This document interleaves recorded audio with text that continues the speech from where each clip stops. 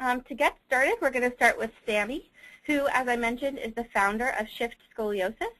She is a 17-year-old high school senior from Connecticut, and she is currently also serving as the National Child Awareness Month Youth Ambassador representing her state of Connecticut. Her greatest passion is to help others who are struggling with complex health conditions, and she also enjoys traveling, swimming, and spending time with her family, friends, and pets. So Sami, I'm going to unmute you, and you should be able to go from here. Hi, Sarah. Thank you so much. I wanted to say hi to everybody. My name is Sami, and I'm really excited to be presenting tonight. My nonprofit, Shift Scoliosis, is about 2 years old, and we do a lot of different initiatives. And I'm really honored to be one of the NCAM ambassadors this year, and excited for my Global Youth Service Day project this year. On the screen right now, you can see my before and after pictures. So I wanted to start with talking about, with how I organize volunteers.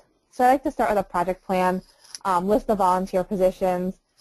Excel, I think, is a really great tool. I found that it's very helpful for myself to organize the different positions that we have open when coordinating a project. I always try to remember the address and phone number and email of everybody, because I feel like otherwise it's kind of hard to get in touch, especially if you have a question. Making job descriptions has been very helpful as well. When we go to volunteer fairs and try to recruit people for our different initiatives, if you have a job description, it really helps the people see what calls out to them, what they're passionate about. And then when they're ready to do it, they kind of know what to expect, and they're really motivated and prepared to do it. Keeping volunteers on task. I like to do group calls and emails because I feel like it motivates everybody. Everybody's really excited to speak with one another, and you get a lot of good brainstorming done. Using Facebook has been really helpful, surprisingly, for different business components of coordinating different events. I find that a lot of people are on Facebook already, so they're more than happy to chat on there about ideas they have and questions. Planning meetings are fun too, because you can make it into sort of like a little party for planning your event. We like to, bring snacks and play music and things like that, and it's really a fun way to keep everybody motivated and on task at the same time. We also do a lot of motivators, like written and verbal things on the internet, and also, to our people via our email list and things like that. And team building activities are another thing.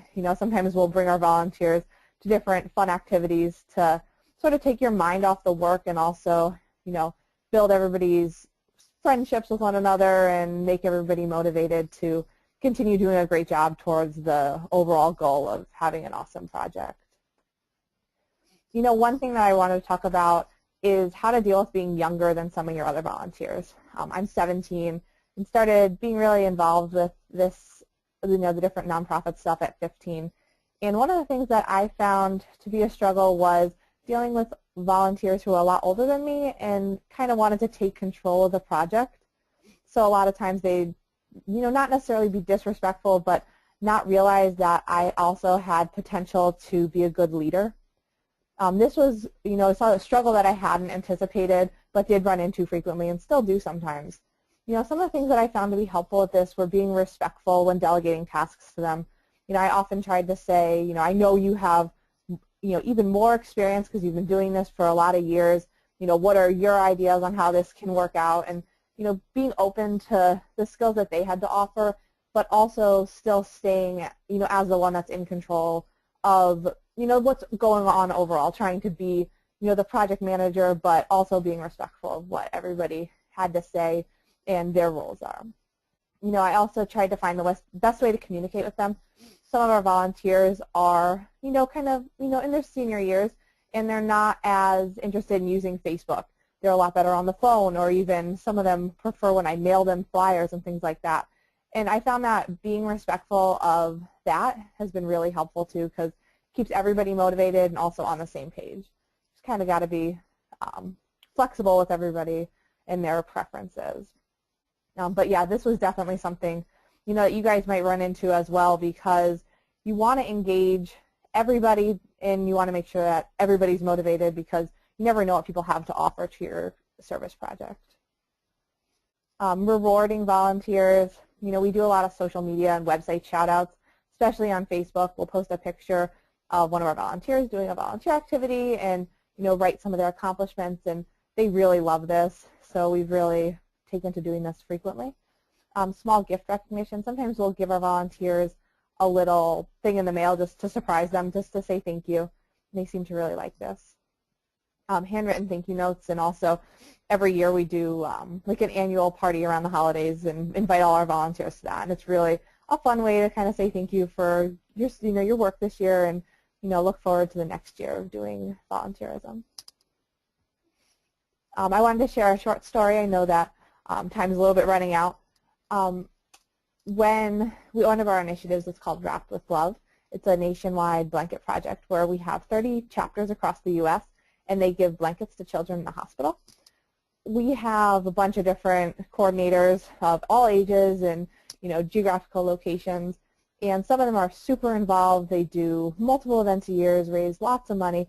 They're just great at coordinating everything. It's wonderful. And others, their chapters are smaller and they donate less and they don't raise quite as much money, and that's okay too. So at one of our volunteer planning meetings, our board of directors was trying to find a way to motivate everybody, see if we can get some of the less motivated chapters to become, doing more events, raising more money, doing more fundraisers, things like that. And one of our volunteers had come up with the idea to give them a little surprise gift in the mail. So we took a small compact mirror, something, we got it for an inexpensive price, and we printed out a sticker to go on the front of it with a thank you from Shift Scoliosis on it. And we all got together and we stuck all these stickers on and sent them out to our volunteers and anybody else in the chapter that had been involved with making their chapter have success this past year.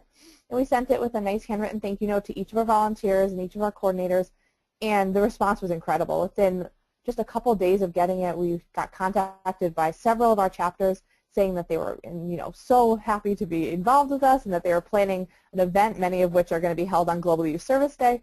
And it was just incredible how fast the response was and how much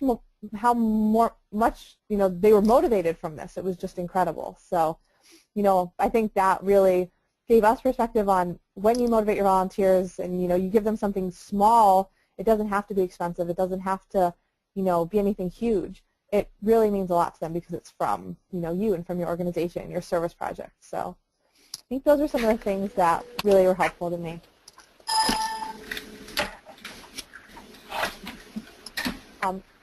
If you want to get in touch with me, here's my contact information. I love helping any way I can, getting involved with other projects as well. So definitely feel free to email me or give me a phone call or anything like that. So. Great. Thank you so much, Sami. I really appreciate it. And I know that I've not only learned a ton from you over the past 6 months of knowing you, but hopefully people here tonight also learned a lot. So it's been so great. I've been working with Sami on her Wrapped with Love project for GYSD, and I'm really excited to see her results from that. So great job, Sami.